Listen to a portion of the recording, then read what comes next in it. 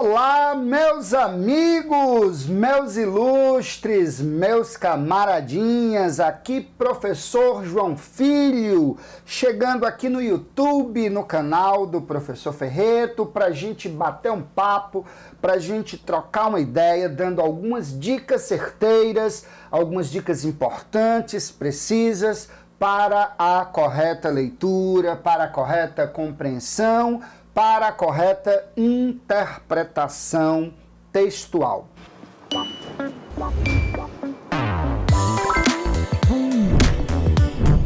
Vale lembrar, galera, é fundamental que você que está aí me acompanhando agora entenda que ler um texto e compreender um texto no Exame Nacional do Ensino Médio não é garantia de que você vai acertar a questão. Bem como ler o texto e não compreendê-lo não é garantia de que você vai errar a questão. Porque a questão ela não é composta apenas do texto base. Ela tem um texto base, ela tem um comando e ela tem 5 alternativas. Então é interessante a gente interpretar o bloco. É interessante a gente interpretar o conjunto da obra. O texto base, mais o comando, mais as alternativas. Muitas vezes acontece a seguinte situação. Você está diante de uma questão de interpretação textual e observa as 5 alternativas. A, B, C, D e E. Com 5 alternativas, você tem 20% de chance de acerto. De probabilidade de acerto. Se você consegue eliminar um item falso, você aumenta essa probabilidade para 25%. Se você elimina 2 alternativas que você tem certeza que são erradas, você sobe essa probabilidade para 33,333% de acerto.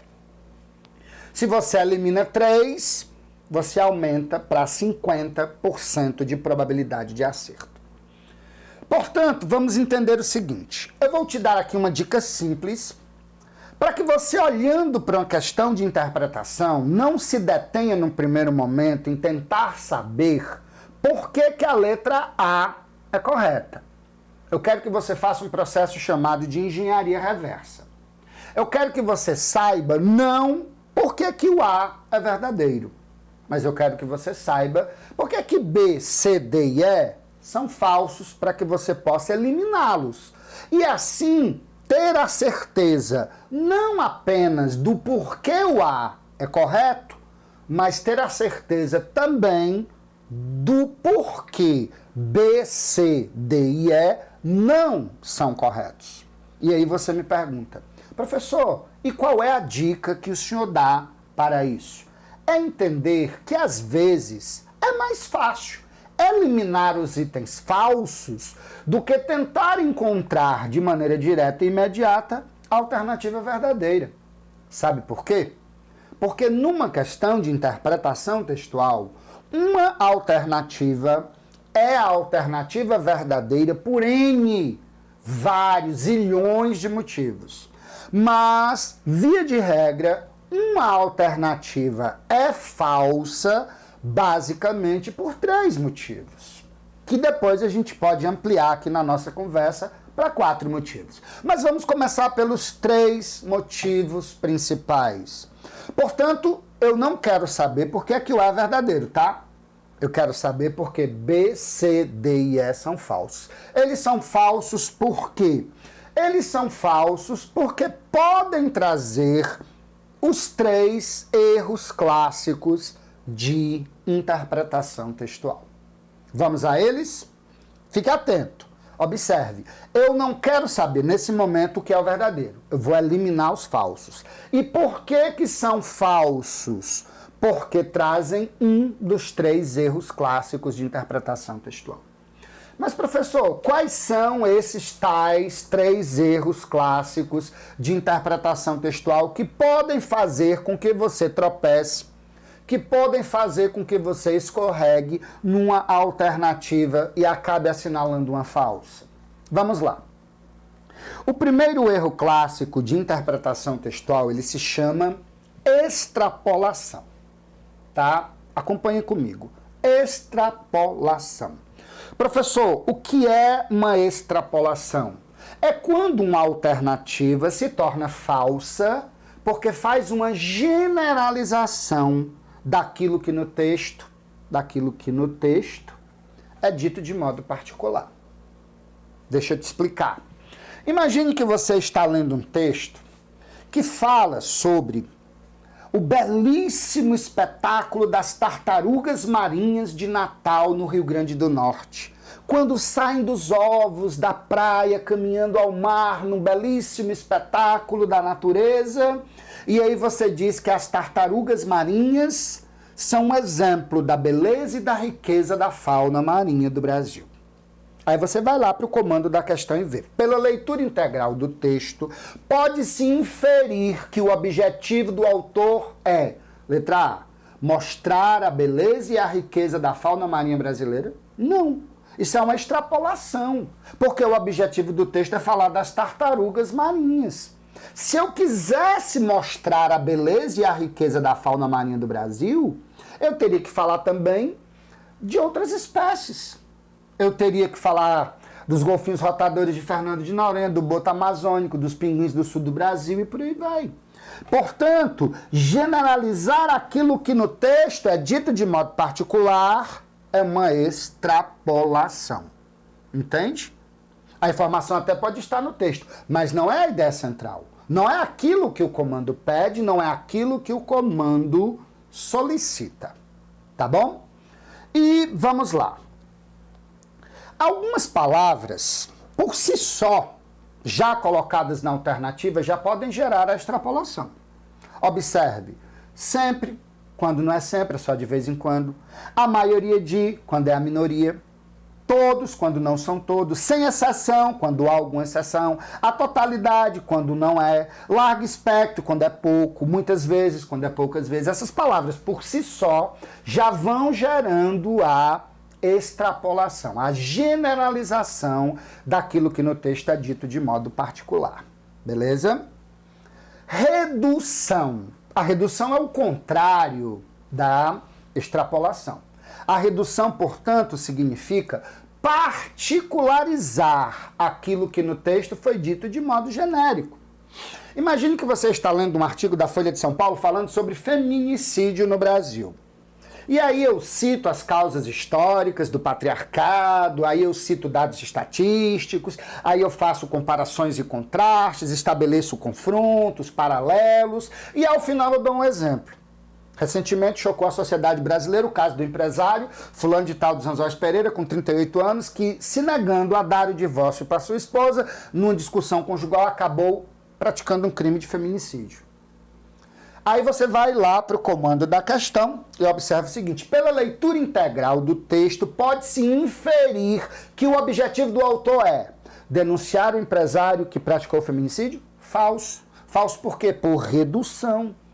O objetivo do texto é falar sobre o feminicídio, que é um tema amplo. Eu não posso me deter naquele exemplo de um empresário para dizer que o texto tem como propósito falar daquele caso em particular. Portanto, houve aí o que a gente chama de redução ou particularização daquilo que no texto é dito de modo mais amplo. Entende o raciocínio? Aí, galera, eu queria chamar a atenção de vocês para o fato de que muitas vezes algumas palavras por si só nos enunciados já geram a redução. Apenas, simplesmente, unicamente, particularmente, por exclusão, excepcionalmente. Você entende que essas palavras elas tendem a reduzir, elas tendem a particularizar aquilo que no texto foi dito de uma maneira geral, de uma maneira ampla, de uma maneira abrangente. Compreende? Aí eu chamo a atenção de vocês para uma coisa muito curiosa e muito interessante, que é o que a gente chama de texto dedutivo, e o que a gente chama de texto indutivo. O que é um raciocínio dedutivo, professor? É quando o nosso pensamento se organiza de fora para dentro, do geral para o particular. Do geral para o particular. Raciocínio indutivo ou texto indutivo é o contrário, é quando você pensa do particular para o geral. Do particular para o geral.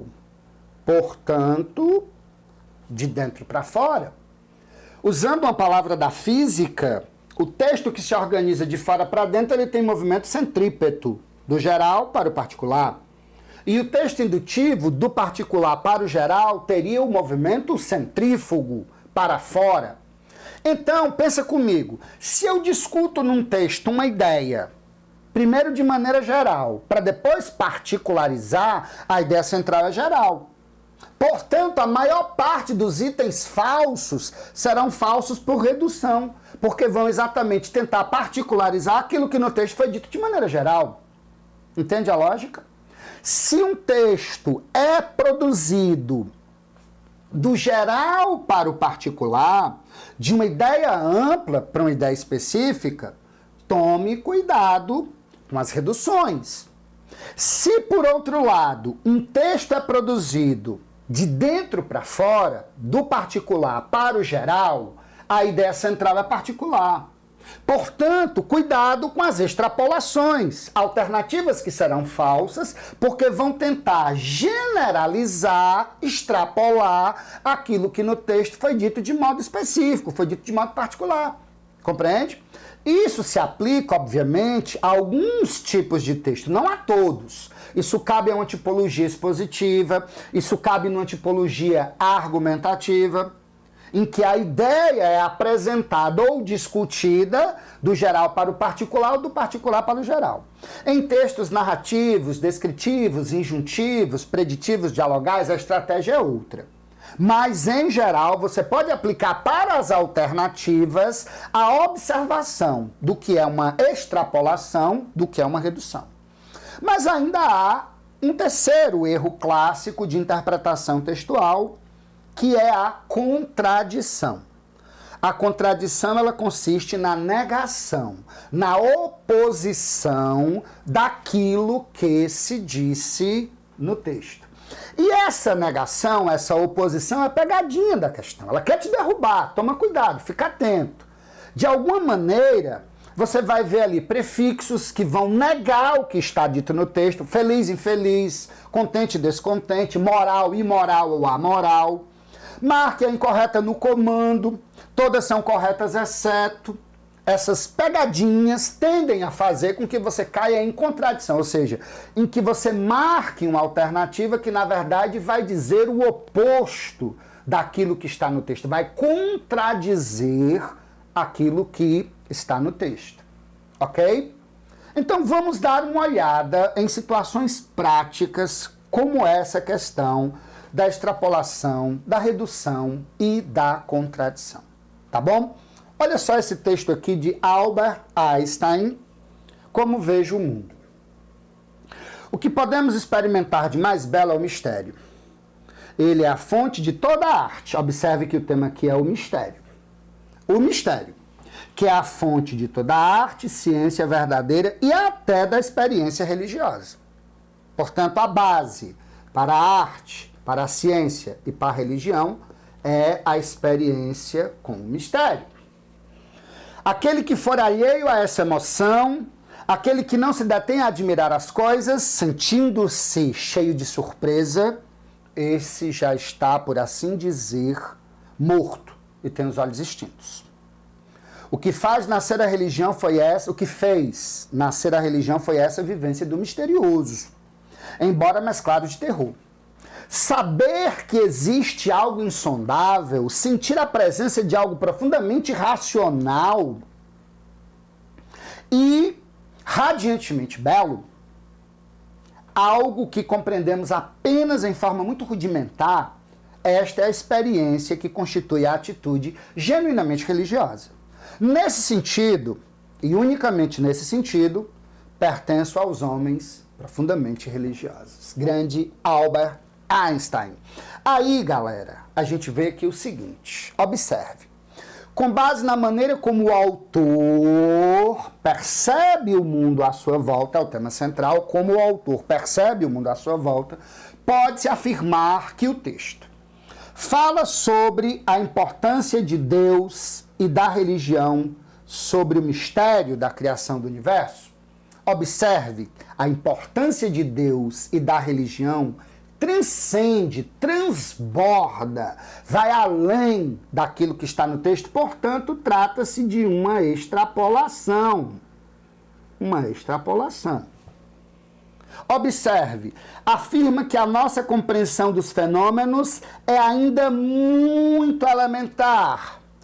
Observe que eu estou agora reduzindo, eu estou particularizando, restringindo uma informação que no texto foi exposta de maneira mais ampla, mais abrangente. Aqui eu tenho uma redução. Aqui eu tenho uma redução. Entende? Assinala que quem experimenta o mistério está com os olhos fechados e não consegue compreender a natureza. Observe que esse não, ele está gerando uma contradição. É o oposto disso. Tira o não, que a alternativa fica beleza, fica correta. Compreende? Portanto, letra A transcende, extrapola, a letra B reduz e a letra C traz uma contradição. Aplica essa técnica. Eu não estou procurando o item verdadeiro. Eu estou buscando a eliminação dos falsos, que são falsos porque extrapolam, reduzem ou contradizem aquilo que está no texto. Observe, afirma que todo cientista precisa ser artista e religioso para compreender a natureza. De novo, nós temos um todo cientista precisa ser artista. Não, ele precisa experimentar o mistério. E nem precisa todo cientista. Nem é todo ser humano. Então, aqui de novo, a gente vê a extrapolação. A extrapolação. Entende? Portanto, ao eliminar o que extrapola, o que reduz, o que contradiz, eu tenho convicção do porquê A, B, C e D são falsos. Agora eu assinalo, ratifica, confirma a tese de que ciência, arte e religião têm a sua base comum na beleza do mistério. Letra E, eu fiz até uma triangulação aqui para mostrar que a ciência, a arte e a religião têm a sua base no mistério, conforme nos diz a alternativa E de Eva para essa questão. Entende? Veja bem, isso me dá muito mais segurança, porque se eu marco uma alternativa correta, sem a devida convicção, o que vai acontecer? Aquela questão vai ficar remoendo na minha cabeça. Eu vou resolver as questões lá na frente, depois eu volto para ela e fico ali perdendo tempo e releio o texto e releio as alternativas. Se você usa a estratégia, você vai ter convicção não só do porquê a alternativa que você marcou está exata, como vai também saber o porquê as outras alternativas são falsas. Entende? Então essa é a dica que eu tenho para lhes dar. Vamos praticar mais um pouco? Vamos dar aqui uma olhadinha nesse texto 2. Observe o poema Mãos Dadas, do nosso grande, do nosso magistral, do nosso inolvidável Carlos Drummond de Andrade. Não serei o poeta de um mundo caduco. Também não cantarei o mundo futuro. Estou preso à vida e olho os meus companheiros. Estão taciturnos, mas nutrem grandes esperanças. Entre eles, considero a enorme realidade. O presente é tão grande. Não nos afastemos muito. Vamos de mãos dadas. Não serei o cantor de uma mulher, de uma história. Não direi suspiros ao anoitecer, a paisagem vista da janela. Não distribuirei entorpecentes ou cartas de suicida. Não fugirei para as ilhas, nem serei raptado por serafins. O tempo é a minha matéria. o tempo presente, os homens presentes, a vida presente. Carlos Drummond de Andrade, Sentimento do Mundo. Esse poema tem um cunho social. Ele tem um cunho social. Ele pertence à fase social de Drummond. Rosa do Povo e Sentimento do Mundo, duas obras produzidas no contexto histórico da Segunda Guerra Mundial, não é? E esse poema é uma espécie de convocação para que as pessoas se solidarizem, para que as pessoas se deem as mãos no contexto adverso, que é o contexto belicoso, que é o contexto da guerra, não é? É diferente analisar um poema, interpretar um poema, de interpretar um texto jornalístico, né? No texto jornalístico você vê uma linguagem mais objetiva, uma linguagem mais cartesiana, uma linguagem mais direta. Nesse texto a gente vê uma linguagem mais plástica, uma linguagem mais subjetiva, uma linguagem que explora elementos de poeticidade. Então aí a gente tem que ter esse cuidado, né? Olha só.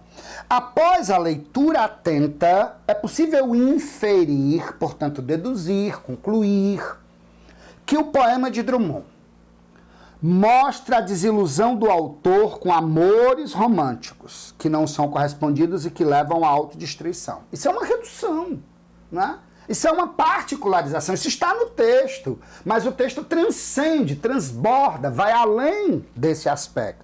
Então você vê claramente que a letra A é falsa porque contém uma redução. Observe, afirma que o autor se sente preso à vida presente, passada e futura. Veja bem, estou preso ao presente e olho os meus companheiros. Estão taciturnos, mas nutrem grandes esperanças. Estou preso à vida, ao agora, ao presente, não ao passado e não ao futuro. Portanto, ao acrescentar a vida passada e vida futura, o que é que nós temos? Uma extrapolação. O texto fala da vida presente, não da passada nem da futura. Ele não está preso, ele não quer cantar o passado parnasiano simbolista nem romântico, nem o futuro vanguardista, expressionista, futurista. Ele quer cantar o presente, o momento, o instante no qual ele está inserido, o momento no qual ele se vê. Portanto, a letra B de bola é falsa por extrapolação, ela generaliza uma informação que no texto foi posta de uma maneira mais pontual, de uma maneira mais específica. Entende? Corrobora o sentido existencial de viver-se o presente coletivamente. Essa é a resposta que nós estamos procurando. Questiona essencialmente o sentido da vida em sociedade. Observe que ele não está questionando o sentido da vida em sociedade, ele está propondo uma vida em sociedade, uma vida em coletividade. Exatamente, está afirmando a necessidade disso. Portanto, esse questionamento acaba se tornando uma contradição daquilo que está no texto. Vocês estão me entendendo, senhoras e senhores? Considera a tese de que o eu lírico não pretende viver numa ilha. Isso também é uma redução. Também está falso por redução. Ele não quer de fato viver numa ilha, como ele próprio diz. Não fugirei para as ilhas, nem serei raptado por serafins. Mas essa não é a questão central, fulcral do texto. Vocês me entendem? Portanto, eliminando o que reduz, o que particulariza, o que generaliza e o que contradiz, o que sobra é o gabarito, é o que você deve assinalar. Aplica essa estratégia, garoto. Dá uma olhada. Tenta fazer essa engenharia reversa. Eu não vou me preocupar tanto em saber por que tal é falso. Ou melhor, em por que tal é verdadeiro. Mas sim, por que tal é verdadeiro e por que todos os outros são falsos. Então é um exercício, é um treino para o qual eu estou aqui te convidando nesse exato momento. Dá uma olhadinha nisso, presta atenção nesses recursos e nessas estratégias e aplique isso à sua resolução de questões do Exame Nacional do Ensino Médio, que você vai ver sim os resultados surgindo, os resultados aparecerem. Olha aqui, uma questão do Enem para a gente fechar esse papo, bater esse caixa e te dar essa dica redondinha para você guardar no seu coração e na sua mente. Posso mandar por e-mail. Atualmente, é comum disparar currículos na internet com a expectativa de alcançar o maior número possível de selecionadores. Essa, no entanto, é uma ideia equivocada. Ó, é uma ideia equivocada. Toma cuidado. Achar que disparar currículo para alcançar muita gente é uma ideia equivocada. É preciso saber quem vai receber seu currículo, se a vaga é realmente indicada para seu perfil, sob o risco de estar queimando filme com o futuro empregador. Ao enviar o currículo por e-mail, tente saber quem vai recebê-lo e faça um texto sucinto de apresentação com a sugestão a seguir. Assunto: currículo para a vaga de gerente de marketing. Mensagem: boa tarde, meu nome é José da Silva e gostaria de me candidatar à vaga de gerente de marketing. Meu currículo segue anexo. Aí você vem aqui comigo dar uma olhada nas questões. O texto integra um guia de modelos e técnicas de elaboração de textos e cumpre uma função social. Qual é a função social desse texto? Divulgar um padrão oficial de redação e envio de currículos? Não. Redução. Isso particulariza, simplifica, restringe a ideia do texto. Indicar olha só, de novo, um modelo ou um padrão, tá vendo? Esses itens por si só já vão levantar a sua desconfiança. Um modelo, um padrão, uma única forma para pleitear uma vaga, outra redução. Outra redução. Observe. Instruir o leitor sobre como ser eficiente no envio de currículo por e-mail. É a resposta que a gente está procurando. Responder à pergunta de um assinante da revista sobre envio de currículo. Bom, nem é a pergunta do assinante, é a pergunta do próprio texto. Não é um assinante da revista Modelos e Técnicas da Língua Portuguesa. Então esse item é totalmente desconfigurado, nem correlação com o comando ou com o texto ele tem, porque não se trata de uma pergunta de um assinante da revista, mas sim do próprio autor do texto, como estratégia para desenvolver a ideia que ele vai apresentar ao longo desse texto.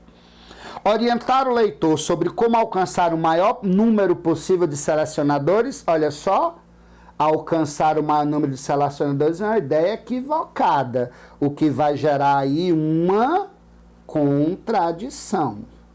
Uma contradição. E aí você assinala como resposta a letra C de casa, linda e maravilhosa. Portanto, amiguinho, amiguinha, aqui no nosso canal, no YouTube do Professor Ferreto, o qual eu tenho uma grande honra, né, de estar nesse momento aqui integrando a equipe de linguagens da plataforma para trocar essa ideia com vocês e dizer: elimina os itens falsos, que são falsos por redução, extrapolação e contradição. Mas se eventualmente, mesmo eliminando essas três alternativas, ainda sobrarem duas, toma cuidado. Se sobrarem duas, é porque existe um cidadão chamado distrator coerente, tá? Professor, o que é um distrator coerente? É uma informação que está no texto, é uma informação que não contém os três erros clássicos, portanto, não contém uma extrapolação, nem uma redução, nem uma contradição, simplesmente não é aquilo que o comando pede. Não é solicitado pelo comando da questão. Tá certo? Então, mesmo que você elimine as reduções, extrapolações e contradições, se ainda houver dúvida entre dois itens, porque ambos estão lindos e maravilhosos, confirmados pelo texto, isso quer dizer que não é mais hora de ir ao texto, é hora de ir ao comando. Porque o distrator coerente, tome cuidado, é uma informação que está no texto, é uma informação que não contém nem redução, nem extrapolação, nem contradição, tá lindo e maravilhoso, simplesmente não é aquilo que o comando pede, não é aquilo que o comando solicita. Portanto, atenção para os 3 erros clássicos de interpretação textual e atenção para o tal do distrator coerente, que é uma informação que está no texto, mas não é o que o comando pede. Aplica essa estratégia, dá uma olhadinha com cuidado, tenta não só saber porque o tal item que você quer marcar é verdadeiro, mas tente eliminar todos os outros tentando saber por que é que eles são falsos. E eles são falsos basicamente porque extrapolam, reduzem, contradizem ou estão no texto, mas não correspondem àquilo que o comando pede, àquilo que o comando solicita. Espero lhes ter sido útil, meus amigos, caros webnautas, espectadores do canal do Professor Ferreto, e nos encontramos em breve na nossa plataforma de cursos online, tendo você como nosso aluno no curso de interpretação textual ou em qualquer um dos nossos cursos que contemplam todas as áreas do Exame Nacional do Ensino Médio. Um abraço carinhosíssimo a todos vocês, fiquem com Deus e, como diria o grande mestre Jedi Luke Skywalker, que a força esteja com vocês. Nos vemos logo mais para mais bate-papo, para mais conversa, para mais estratégias sobre como te dar a orientação certa, a dica perfeita para que você se dê bem no seu Exame Nacional do Ensino Médio ou, eventualmente, nos vestibulares aos quais você venha a se submeter. Beijo, grande abraço, fiquem com Deus e um tchau do professor João Filho. Valeu, galera, tamo junto.